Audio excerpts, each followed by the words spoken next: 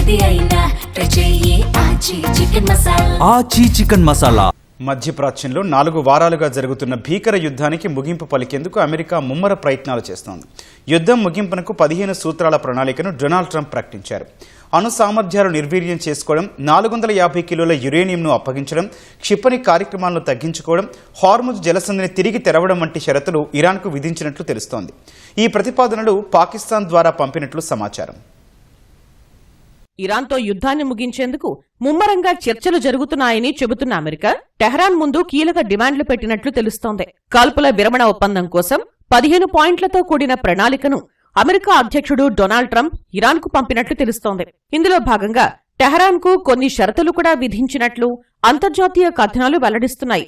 ఈ ప్రణాళికలోని సూత్రాల ప్రకారం ఇరాన్ తనకున్న అణు సామర్థ్యాలను తప్పనిసరిగా నిర్వీర్యం చేయాల్సి ఉంటుంది. నతాంజ్, ఇస్ఫహాన్, ఫోర్దో అణు కేంద్రాలను ధ్వంసం చేయాలని ట్రంప్ డిమాండ్ చేశారు. అణువాయుధాలు ఎప్పటికీ సమకూర్చుకోబోమని ఇరాన్ హామీ ఇవ్వాల్సి ఉంటుంది. ఇరాన్ భూభాగంపై అణుశుద్ధి జరగకూడదని ట్రంప్ డిమాండ్ చేశారు. ఇరాన్ వద్ద నిల్వ ఉన్న 450 కిలోల యురేనియంను కూడా ఇంటర్నేషనల్ అటామిక్ ఎనర్జీ ఏజెన్సీకి అప్పగించాలని సూచించినట్లు సమాచారం.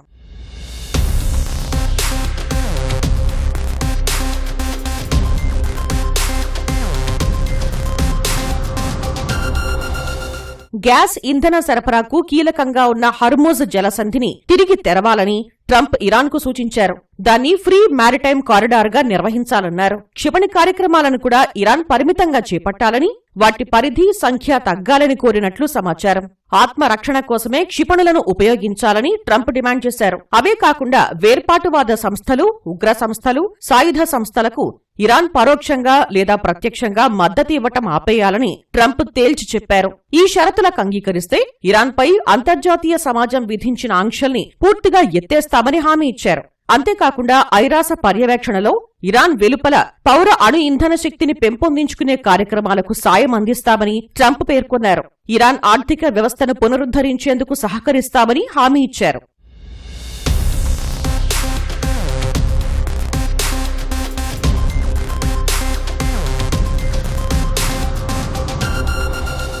ఈ శాంతి ప్రణాళికను పాకిస్తాన్ ప్రతినిధుల ద్వారా అమెరికా ఇరాన్కు పంపినట్లు సమాచారం.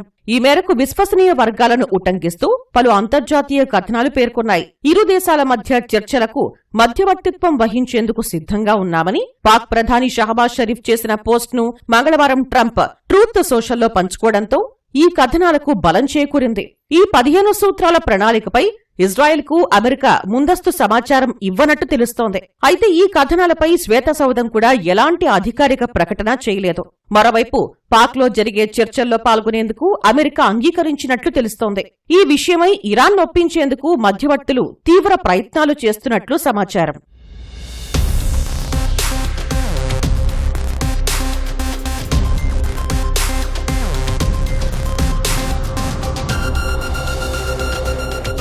ఒకవైపు శాంతి ప్రయత్నాలు చేస్తూనే మరోవైపు పశ్చిమాసియాకు అదనపు బలగాలను పంపించేందుకు అమెరికా సిద్ధమైంది.